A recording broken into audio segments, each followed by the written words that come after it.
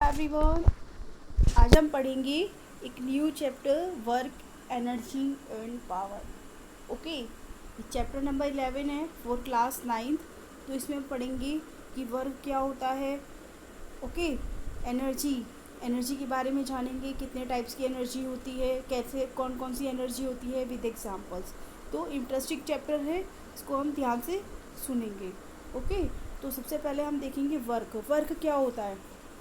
मतलब डिस्प्लेस करना, किसी भी चीज़ को, किसी भी ऑब्जेक्ट को डिस्प्लेस करना, एक जगह से दूसरी जगह पर हटाएंगे हम किसी भी ऑब्जेक्ट को, हम उसको डिस्प्लेस करते हैं तो फोर्स लगाएंगे, फोर्स लगाते हैं तो वो डिस्टेंस भी कवर करती है, तो उसे हम क्या कहते हैं, वर्क। तो इसलिए वर्क का जो फॉर्मूला होता है वो क्या होता है, work equal to force into distance.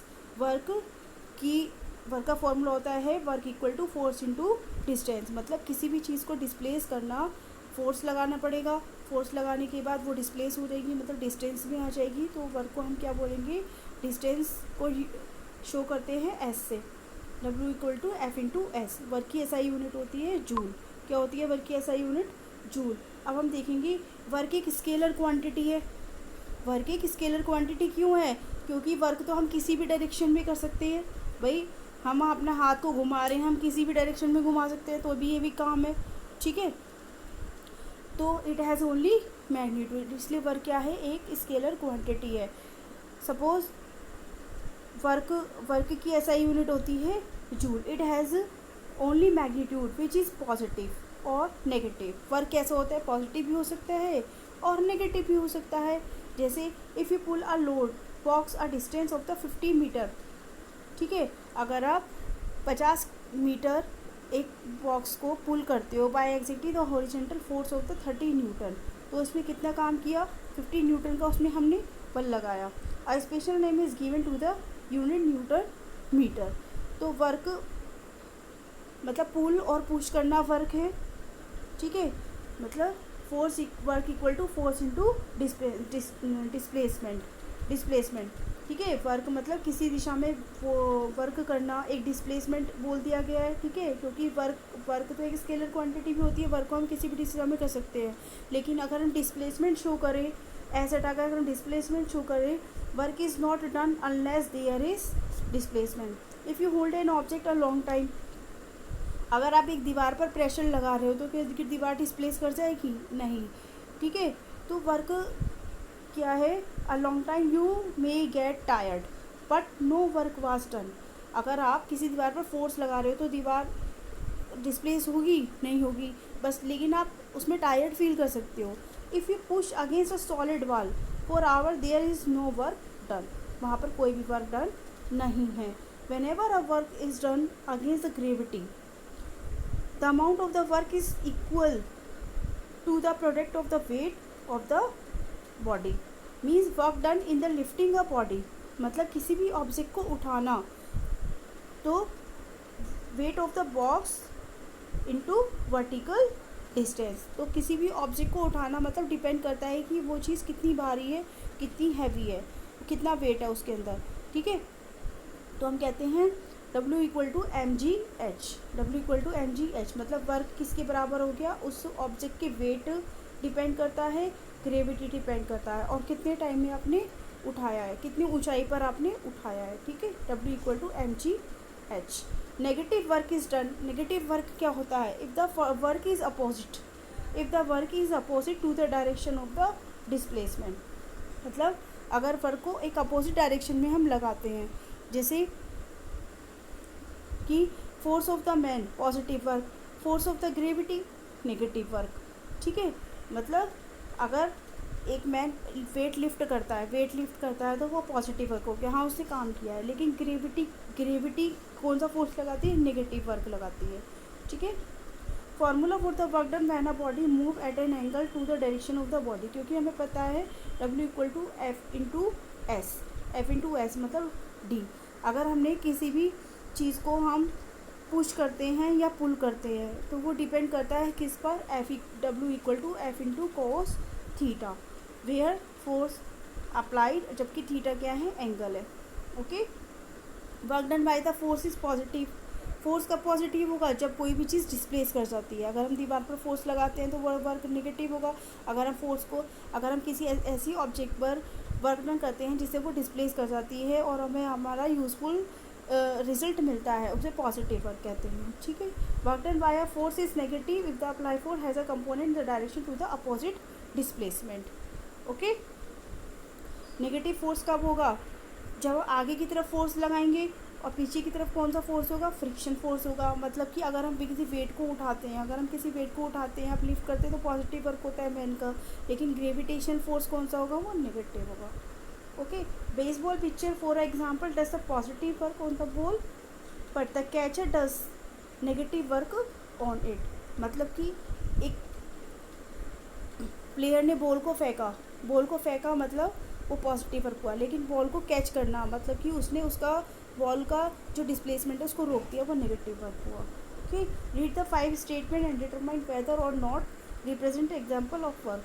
A teacher apply a force for a ball become exhausted. No, ये वर्क का एग्जाम्पल नहीं है क्योंकि वो डिस्प्लेसमेंट नहीं करेगा। A book fall off the table and free fall on the ground. Yes, this is क्योंकि वो डिस्प्लेस कर जाता है, जो भी चीज़ डिस्प्लेस करती है वो वर्क डन है। रॉकेट एक्सलेट करता है तो ये भी वर्क है। Waiter carries a tray full of the milk above his head by an arm straight across the room at the constant speed है तो वो no. Okay, read the following statement and determine. Teacher apply the force, तो ये हमने देख चुके हैं।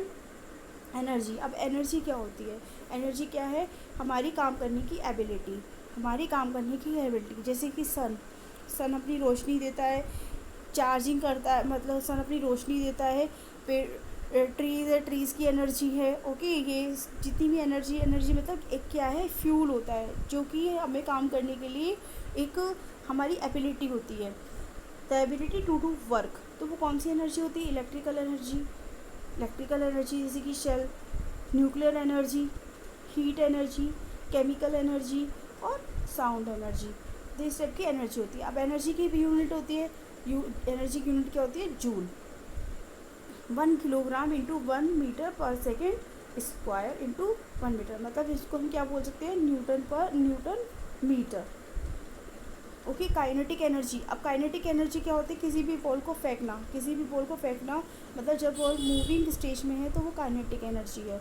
जो भी ऑब्जेक्ट जो मूविंग स्टेज में होगी वो काइनेटिक एनर्जी होगी। इसका फॉर्मूला होता है K=12 okay, kinetic energy of an object moving with the velocity is equal to the work. अब काइनेटिक एनर्जी के एग्जांपल इसको सॉल्व करके देखिएगा, ये इंपॉर्टेंट है। पोटेंशियल एनर्जी क्या होगी, जो भी चीज़ रेस्टिंग के स्टेज में होगी, the energy possessed by a body by the virtue of its position of the state of the strain is called the potential energy. So work done to lift a body about the ground level give the potential energy. Weight lifting, ठीक है। Water stored in the reservoir, वो भी एक potential energy है। ठीक है, कहीं पर बॉल को हमने फेंका है तो वो काइनेटिक एनर्जी है, जब बॉल रुक गई है तो वो पोटेंशियल एनर्जी है। Potential energy depend on the position above the ground. Okay, elastic potential energy, the bow and the arrow is the one of the first tool human made to use the elastic energy to do work. Gravitation का मतलब क्या होता है, जो earth attract करता है किसी भी चीज़ को। मीन्स ये पत्थर अगर ऊपर से फेंका जा रहा है, ठीक है, तो ये काइनेटिक एनर्जी है। जब ये नीचे आके रुक जाएगा तो ये पोटेंशियल एनर्जी है। ठीक है, पोटेंशियल एनर्जी क्या होती है, stored energy. Expression for the potential energy of a body above the ground, pendulum conservation of the energy, मतलब kinetic energy plus potential energy equal to constant. Pendulum का होता है, पेंडुलम मूव करते रहते तो वो काइनेटिक एनर्जी होती है, जब वो रुक जाते हैं तो वो पोटेंशियल एनर्जी होगी। पेंडुलम एनर्जी कंजर्वेशन की at the top of the pendulum is the potential energy mgh, जबकि काइनेटिक एनर्जी यहाँ पर क्या होगी, ज़ीरो होगी। ओके, पावर क्या है, अब हम पावर की बात करेंगे। Power is defined as the rate of the doing work और work done per unit scalar quantity. Power भी क्या है, एक स्केलर क्वांटिटी है। पावर मतलब work done upon time taken, मतलब कितने टाइम पर वो इलेक्ट्रिसिटी खर्च हो रही है, कितने टाइम तक। मतलब कि अगर 1 घंटे के लिए इलेक्ट्रिसिटी यूज़ होती है तो वो इलेक्ट्रिकल एनर्जी। ठीक है, तो इसमें क्या है W/T 1 kilowatt equal to 1000 watt, 1 kilowatt equal to 1000 joule per second. Okay, when the work is done an equal amount of the energy is consumed. Power is the rate at which the energy is consumed. Rate मतलब time. ठीक है, power equal to energy consumed and time taken, P equal to E/T. Transformed of the energy. Energy कैसे transfer होती है, जैसे कि हम समझेंगे हमारे घर में एक इलेक्ट्रिकल मोटर है. ठीक है, हम जब स्विच ऑन करते हैं मतलब उसको इलेक्ट्रिसिटी देते हैं. इलेक्ट्रिसिटी देना मतलब इलेक्ट्रिकल एनर्जी, और उसका टरबाइन का रोटेट करना तो वो क्या हुआ मैकेनिकल एनर्जी. मैकेनिकल एनर्जी मतलब इलेक्ट्रिकल एनर्जी किस में ज़रूरत होती है, मैकेनिकल एनर्जी में ज़रूरत होती है. जैसे कि अब changing form of the energy in automobile engine change the chemical energy to the mechanical energy. ठीक है, फ्यूल के केमिकल एनर्जी से चलता है, केमिकल एनर्जी काम करेगा, मैकेनिकल एनर्जी होगा. Thermonuclear reaction changes the nuclear energy to the radiant and the heat energy. A tree changes radiant energy. Radiant energy मतलब सन की एनर्जी से. केमिकल एनर्जी मतलब खाना बनाते हैं, मतलब रेडिएंट एनर्जी में सन की एनर्जी से क्या बनाते हैं, खाना बनाते हैं, ग्लूकोज बनाते हैं. वो हामरिंग और nail mechanical energy to determine and heat energy. जैसे क्या होगा, हीट जनरेट होती है. A lamp changes electrical energy to the radiant and the heat energy. गर्म हो जाता है. ठीक है, तो ये क्या है हमारा, हमने इसमें क्या पढ़ा था, वर्क के बारे में पढ़ा था, वर्क की यूनिट्स के बारे में पढ़ा था, दोनों टाइप्स की एनर्जी पढ़ी थी, और पावर के बारे में जाना था, और ट्रांसफॉर्मेशन होता एनर्जी के एग्जाम्पल हमने देखे थे इसमें.